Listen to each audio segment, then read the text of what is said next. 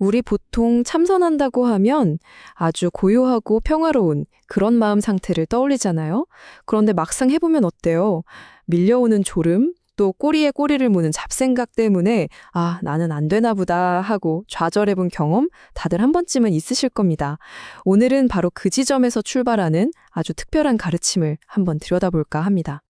자, 그런데 말이죠. 우리가 명상을 잘못하고 있다고 느끼게 만드는 그 골칫거리들이 사실은 깨달음으로 가는 열쇠가 될 수 있다면 어떨까요? 이 질문에서부터 오늘 이야기의 모든 것이 시작됩니다.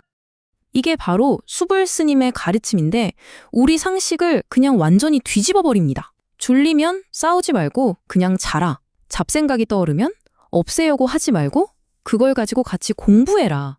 와, 정말 역설적이죠? 자, 그럼 이 파격적인 방법이 대체 어떻게 가능하다는 건지 한번 자세히 들여다보죠. 자, 첫 번째 파트입니다. 수행자들이 가장 힘들어하는 거 뭐니 해도 두 가지죠.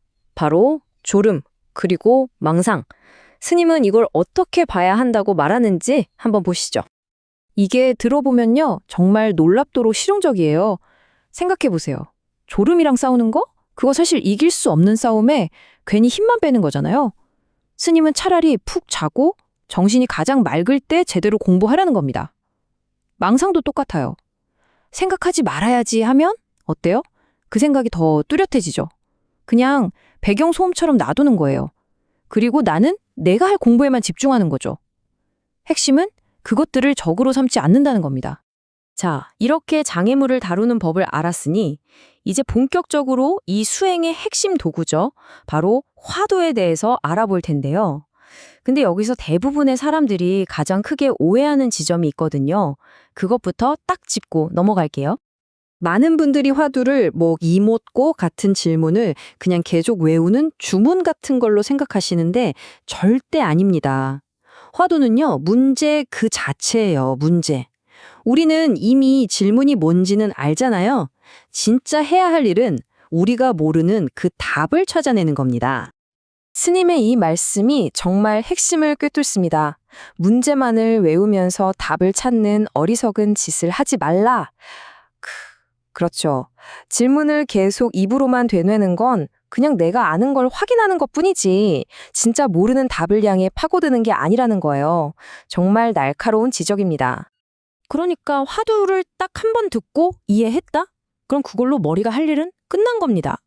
바로 그 순간부터는 이제 머리가 아니라 온몸으로 답을 찾아 나서는 그런 비지성적인 탐구가 시작되는 거죠. 자, 그럼 그 깊은 탐구, 대체 어떻게 하는 걸까요? 스님은 이걸 머리로 하는 분석이 아니라고 딱 잘라 말합니다. 온 몸을 던지는 말 그대로 전인격적인 노력이라고 강조하죠. 이야, 정말 강력하고 좀 섬뜩하기까지 한 표현이죠. 목이 잘리는 것처럼. 이게 무슨 뜻이겠어요? 생각하고 따지고 분석하는 그 머리를 잠시 내려놓으라는 겁니다. 질문을 지적으로 이해하려 들지 말고 그냥 몸으로, 온몸으로 부딪혀서 경험하라는 거죠. 이 수행에 필요한 그 강렬하고 흔들림 없는 집중력이 대체 어떤 건지 스님이 든 몇 가지 비유를 보면 감이 확 올 겁니다. 자, 첫 번째는 이거예요. 모든 에너지를 한 점에 모아서 불을 피우는 바로 그 돋보기 같은 집중력. 그리고 두 번째, 이건 끊임없이 밀려오는 그 거센 물살을 거슬러 올라가는 배를 젓는 것과 같다고 합니다.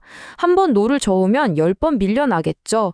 그래도 멈추지 않고 계속 저어야 하는 겁니다. 자, 마지막 비유입니다. 이건 진짜 와닿아요.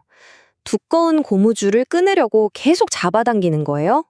팽팽한 긴장감이 계속 쌓이다가 마침내 탁 하고 끊어지는 그 순간, 바로 그 돌파 직전의 상태를 말하는 거죠. 결국 이 수행은요, 편안함과는 거리가 아주 멉니다. 오히려 스스로를 막다른 골목까지 몰아붙이는 과정에 가깝다고 할 수 있죠. 그래서 왜 이렇게 답답하지? 꽉 막힌 것 같지? 하는 느낌이 들잖아요. 바로 그 갑갑함. 그게 바로 내가 지금 제대로 가고 있구나 하는 가장 확실한 신호라는 겁니다. 자, 그럼 대체 왜 이렇게까지 혹독하게 수행을 해야 하는 걸까요? 그 목표가 뭘까요? 이건 단순히 마음의 평화를 좀 얻자고 하는 게 아닙니다. 목표는 존재의 근본적인 변화, 완전한 탈바꿈입니다. 스님의 이 말씀을 들어보면 깨달음의 순간이 어떤 건지 좀 짐작이 가죠.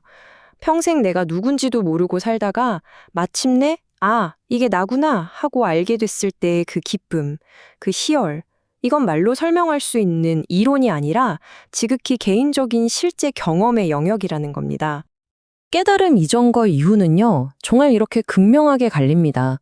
마치 평생 어깨를 짓누르던 그 무거운 짐을 마침내 내려놓는 것 같고, 또 낡고 딱딱한 허물을 벗어던지고 완전히 새로운 존재로 다시 태어나는 것과도 같다고 하죠. 이 비유가 정말 깨달음의 과정을 잘 보여주는 것 같아요. 나방이 그 좁은 번데기에서 빠져나오는 과정, 그거 엄청 고통스럽잖아요. 하지만 그 고통 끝에 뭐가 있죠? 이전과는 비교도 할 수 없는 첫 비행의 자유와 전율이 기다리고 있는 거죠. 다시 한번 강조하지만요, 이 모든 건 머리로 이해하는 지식의 문제가 절대 아닙니다. 책 몇 권 읽고 설명 좀 듣는다고 알 수 있는 게 아니라는 거죠. 이건 직접 부딪혀서 온몸으로 겪어내야만 하는 아주 생생한 현실입니다. 자, 오늘 내용의 핵심 딱 정리해 드릴게요. 이 수행법은요, 우리가 흔히 생각하는 릴렉스하고 편안해지는 그런 명상이랑은 완전히 정반대의 길을 갑니다. 오히려 모든 에너지를 단 하나의 질문에 응축시켜서 내 한계와 정면으로 맞서는 거죠. 그리고 그 벽을 깨부수고 완전히 새로운 차원으로 뛰어오르는 그런 과정인 겁니다. 스님은 이 공부를 면벽, 그러니까 벽을 마주하고 앉는 거라고 했어요. 근데 그 벽이 바깥에 있는 시멘트 벽이 아니겠죠? 바로 우리 내면을 가로막고 있는 보이지 않는 벽입니다. 오늘 이 이야기를 마무리하면서 여러분 각자가 마주하고 또 언젠가는 반드시 넘어서야 할 그 벽은 과연 무엇일지 한 번쯤 깊이 생각해 보시는 건 어떨까요?